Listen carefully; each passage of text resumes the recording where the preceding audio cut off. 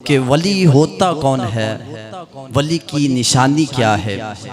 आए हम अल्लाह के कुरान से पूछते हैं कि अल्लाह का जो कुरान है, ए कुरान तू हमें बता कि वली कौन होता है, उसकी निशानी क्या है, उसकी पहचान क्या है, हमें कैसे पता लगेगा कि ये फलां बंदा है वो अल्लाह का वली है। तो कुरान ने कहा हाँ मैं बताता हूँ कि अल्लाह का वली कौन होता है। कहा कुरान तू बता, फिर कहा अल्लज़ीना आमनू व कानू यत्तकून, कहा वो लोग जो ईमान लाए और वो तकवे को इख्तियार किया, मुत्तकी बन गए। फरमाया जिस बंदे के अंदर तकवा होगा वो अल्लाह का वली होगा।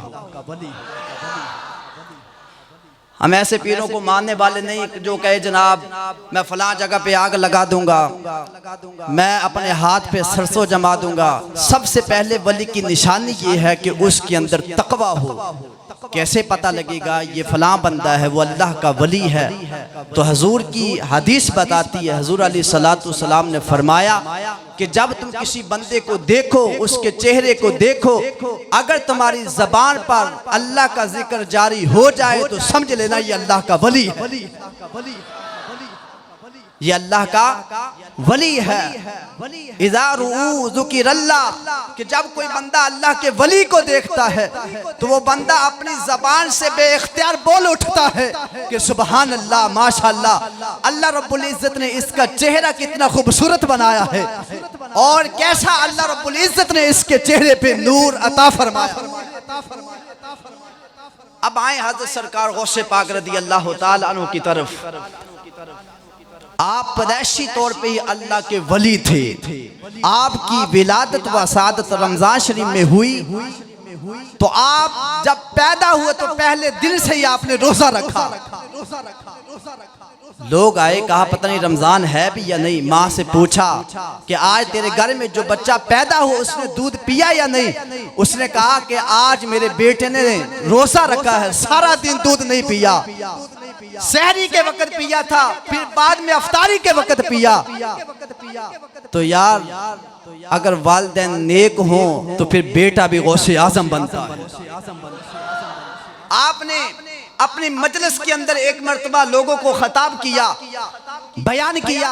आपने अपने मुरीदीन से फरमाया, ऐ मेरे मुरीदो जानते हो वली कामिल कौन होता है? कहा कि हुजूर हाँ हम जानते कि वली कामिल कौन होता है। कहा कि हुजूर हम वली कामिल उसको समझते हैं कि जो फर्श पर बैठकर लोहे महफूज पर लिखी हुई तकदीर को पढ़ लेता है, हम उसको कामिल वली कहते हैं। सरकार गौसे पाक मुस्करा पड़े, कहा कि सुनो मैं उसको वली नाकिस कहता हूँ। मेरी नजर में उसको वली नाकिस कहा जाता है, मेरी नजर में उसे वली कामिल नहीं कहा जाता।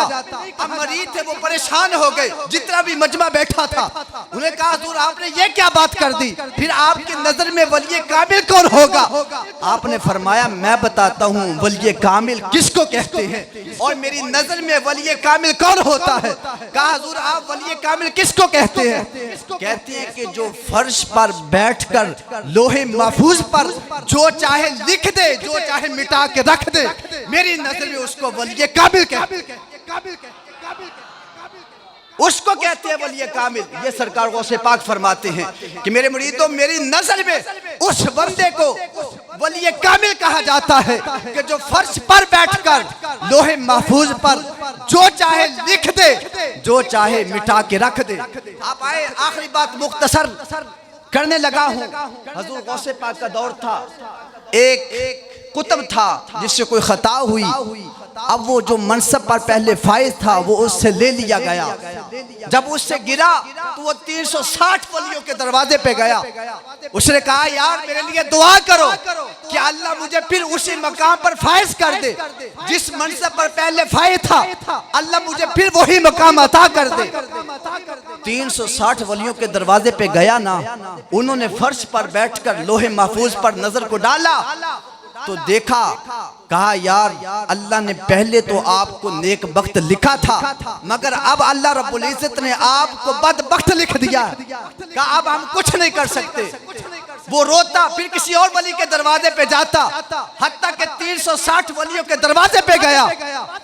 जिसके दरवाजे पर आखिर में गया था ना, उसने कहा यार तू दर दर की ठोकरें क्यों खाता है? कहा दर मैं बता देता हूँ, चला तू जा। कहा किसके दर पे जाऊं? कहा जब कोई बंदा इस मनसब से गिर जाए, जब कुतुब वाला मनसब किसी से ले लिया जाए, अगर वो बहाल करवा रहा हो तो फिर बगदाद चला जाए, गौसे आदम के दर पे चला जाए, वहां से ही कुतुब बनते हैं। और अगर आपका मनसब ये छीन लिया गया है तो आप उनके दर पे जाएं। जब बगदाद का नाम सुना तो कांप उठा, कहा किस मुंह से जाऊं? अगर हज़रत सैयदना गौसे आज़म ने जलाल के साथ देख लिया फिर मेरा क्या बनेगा? मरता क्या ना करता, बगदाद की तरफ रुख किया। जब बगदाद में पहुंचा कांपने लगा कि अब हज़रत गौसे पाक की बारगाह में हाजिर होना है, किस मुंह से हाजिर हूं? ये मुझसे खता हो गया, पता नहीं क्या बनेगा। चलता चलता हज़रत सैयदना गौसे पाक के सहन में पहुंचा। यारो जब सहन में पहुंचा तो बेहोश होकर गिर पड़ा, गश पड़ा, गिरा वहां पे।